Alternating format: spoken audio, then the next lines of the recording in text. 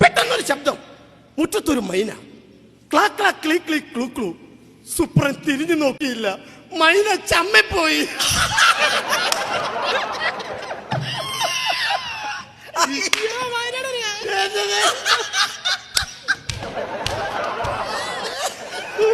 അയ്യോ,